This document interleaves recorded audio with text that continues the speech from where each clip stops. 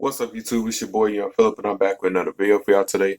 And before we get started with today's video, I would like for y'all to click the like button down below, give it a thumbs up. Make sure y'all click that subscribe button, but make sure y'all click that bell so y'all can be notified and don't miss any of my videos. Today's video, we will be calling it The Curse of P Diddy.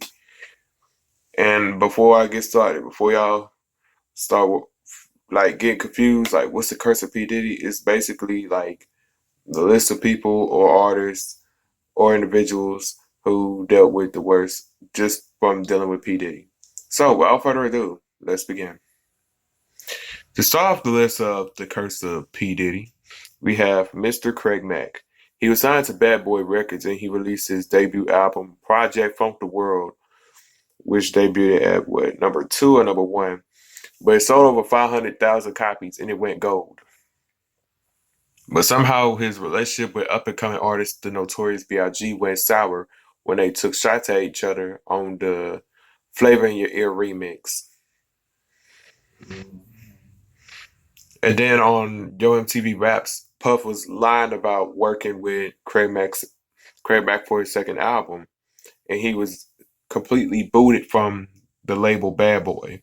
He tried to come back with a second album in 1997, but it just couldn't meet the exact same success as the first album. Then he appeared on the remix to Special Delivery after going into a hiatus for so many years. And then he went back into hiding until video surfaced all over the internet that he joined a cult. And then he died in March of 2018. Then we have the group 112. The R&B group signed to Bad Boy Records. They released their first album in 1996 with songs like Only You and Cupid. Then some time later, they tried to have 112 shelved. Then they left the label and signed with So Def, and then Capitol, and then Atlantic. But after their 2005 album, their buzz had died, and the group would sooner or later die out. Then we have Black Rob. Originally supposed to be G-Dep's artist, Black Rob signed to Bad Boy and made appearances on songs with label mates that were part of the label. He was featured on a remix to What About Us by Total. Then in 2000, Black Rob released his debut album, Life Story, with the most notable song, Whoa. Then in 2005, he dropped his album, I forgot what it was called, the Black Rob Report, something like that. Then he ended up having to face some jail time for grand larceny, something like that. And then he was released in 2010. And he said on thisis50.com in an interview, they felt abandoned by Diddy. And in April 2021, Black Rob had passed away after going into cardiac arrest. Then we have Mace, the Harlem rapper, was signed to this label and released Harlem World in 1997 with songs like Feel So Good, Tell Me What You Want, and many more. But after the album Double Up and was released in 1999, he would leave the rap game to become a minister. But then he came back in 2004, which was 5 years later, with the album Welcome Back. And he begged Puff to let him be released out of his contract, and has no more dealings with Bad Boy. Then we got The Lox, one of the well-known rap groups from Yonkers, New York, with lyrical content. They dropped the album Money, Power, Respect back in '98, but would sooner or later leave, and fans did a Let the Lox Go. And they even had a huge argument with Diddy on Hot 97. But they did go sign to Rough Riders Entertainment. Then we have Shine. For those of y'all that don't know who he is, he's a rapper that sounds just like Biggie, but his voice was a little too eerie. But anyway, this Belize rapper made his way onto the label after being discovered by producer DJ Clark Clint while freestyling in a barbershop. The rapper had got signed to Bad Boy on the spot, where he received millions of dollars, 3 cars of his choice, and 2 homes of his choice. But on December 27th, 1999, a fight had broke out at a Manhattan nightclub, which resulted in Sean pulling out his pistol, and several people were hit. Then he was arrested alongside of P Diddy and his girlfriend J Lo.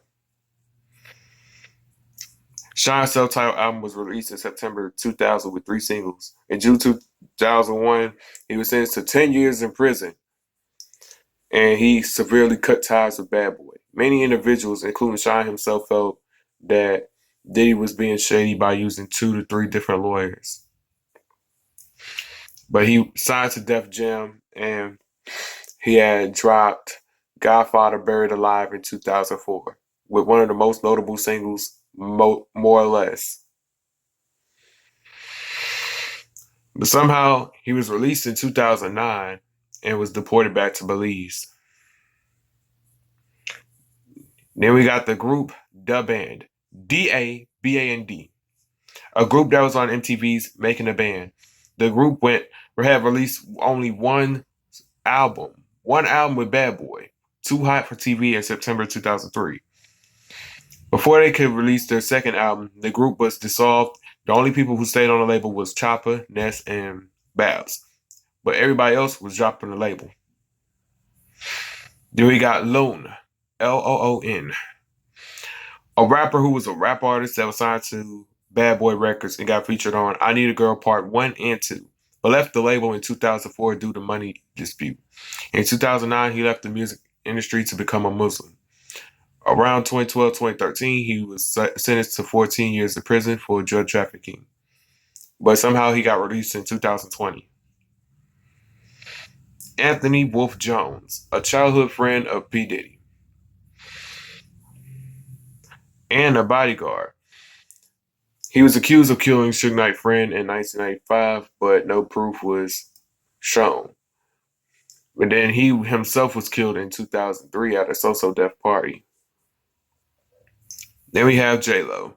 They were in a relationship until a shooting at a nightclub ruined everything.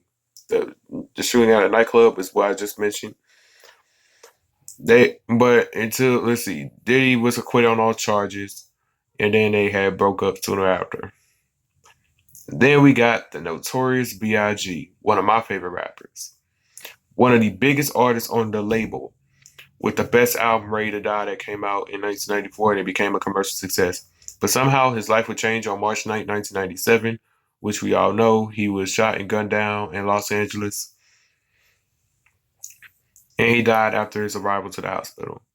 And his second album was released on March 25th, 1997, and it sold over 10 million copies worldwide. I would like to say thank y'all for tuning in to today's video. Make sure y'all click the like button down below. Give it a thumbs up. Leave a comment of who did I leave out in this P Diddy curse. But make sure y'all click the subscribe button, but make sure y'all click the bell so y'all can be notified and don't miss any of my videos. Don't forget to add me on my social media at YoungPhilip_00. That's my Instagram. And don't forget to add me on Snapchat at Ryan361005. And don't forget to add me on TikTok at YoungPhilip00. With that being said, I'm out.